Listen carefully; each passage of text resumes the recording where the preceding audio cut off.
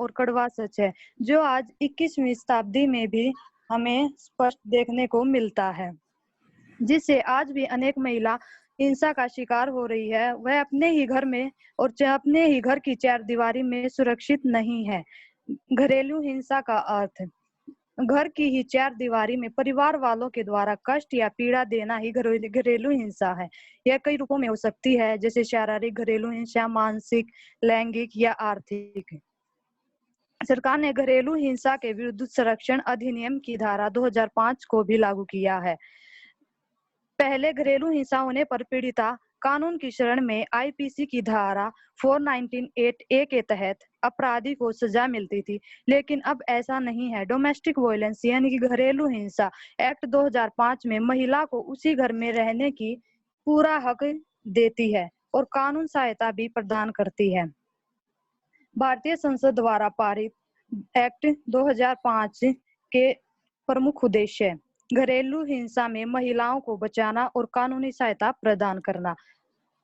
वैसे तो महिला के साथ हिंसा जन्म से ही आरंभ हो जाती है, वह उसकी माँ की कोख से ही शुरू हो जाती है, जिसे हम कन्या भ्रूण हत्या भी कह सकते हैं, और उसे अपने बाल्यकाल में भी बहुत सारी कठिनाइयों का सामना करना पड़ता है, जैसे कि बाहर जाने में पाबंदी, शिक्षा में पाबंदी तथा उन्हें बोलने में भी रोका जाता है। इस पुरुष प्रधान समाज में महिलाओं का सदियों से ही नीचा दर्जा दिया गया है, उन पर अनेक है।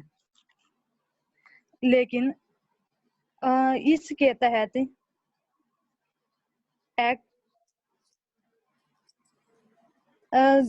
एक्ट 2005 के तहत इसमें कुछ राहत कार्य किए गए हैं। घर पर घरेलू हिंसा से बचाव के लिए घर पर शांति और आराम का माहौल, चिकित्सा सहायता, सलाह और कानूनी सलाह प्रदान की गई है। शारीरिक व मानसिक चोट या अन्य धन की हानि के में उन्हें मुआवजा देने की वो मांग की गई है। अदालती शिकायतों में कानून के तहत कानूनी कार्रवाई का अधिकार भी दिया गया। Thank you ma'am. ओके, बहुत अच्छी प्रेजेंटेशन बेटा, और आपने अपने विचार रखे डोमेस्टिक वायलेंस यानी कि घरेलू हिंसा पर, कि घरेलू हिंसा का अर्थ आपने बताया, और साथ ही ये बताया कि सरकार ने घरेलू हिंसा को रोकने के लिए कौन सा अधिनियम, जो अधिनियम 2005 में आया, उस कानून के बारे में जानकारी दी। Very good. और जो नेक्स्ट स्टूडेंट हमारा सुवीना, बीए फर्स्ट ईयर, आप स्टार्ट कीजिए बच्चे अपनी प्रेजेंटेशन। हाँ जी। बेटी बचाओ बेटी पढ़ाओ। बेटी बचाओ बेटी पढ़ाओ एक राष्ट्रीय अभियान है। आज देश की बेटियां सुरक्षित और शिक्षित नहीं होंगी तो देश और समाज की हालत नहीं बदलेगी। यह केवल एक सरकारी योजना नहीं है, बल्कि देश के प्रत्येक नागरिक की सामूहिक जिम्मेदारी है। इसे मतलब कि ये पूरे सिर्फ ये सरकार की जिम्मेदारी नहीं है, हम सब की जिम्मेदारी, सब देश के प्रत्येक नागरिक की जिम्मेदारी है ये। इसके तहत हम बेटियों को शिक्षा प्रदान कर सशक्त बना सकते हैं।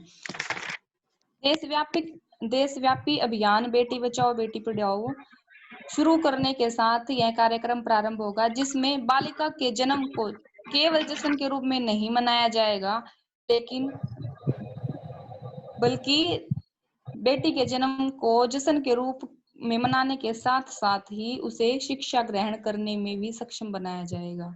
बेटी बचाओ बेटी पढ़ाओ जो अभियान चलाया गया, इसके उद्देश्य हमारे रहेंगे लड़कियों का जन्म और पोषण शिक्षा बिना किसी भेदभाव के हो। जो बेटा बेटी में फर्क होता है उन दोनों में भेदभाव न हो और इनकी शिक्षा और पोषण सेम हो। लड़कियों को लड़कों के समान अधिकार मिले। वे देश की सशक्त नागरिक बने। लड़कियों को जीवन सुरक्षा और उच्च शिक्षित करना। सभी कार्य क्षेत्रों में, चाहे वो कोई किसी भी प्रकार का हो, चाहे वो कोई भी कार्य क्षेत्र हो, शिक्षा, खेल, कोई भी हो, उसमें उनकी भागीदारी को सुनिश्चित करना। बेटी बचाओ बेटी पढ़ाओ जो अभियान है, इसके तहत हम लड़कियों को, बेटियों को सुरक्षित वातावरण प्रदान कर सकते हैं। लड़कियों के जन्म जो इस काम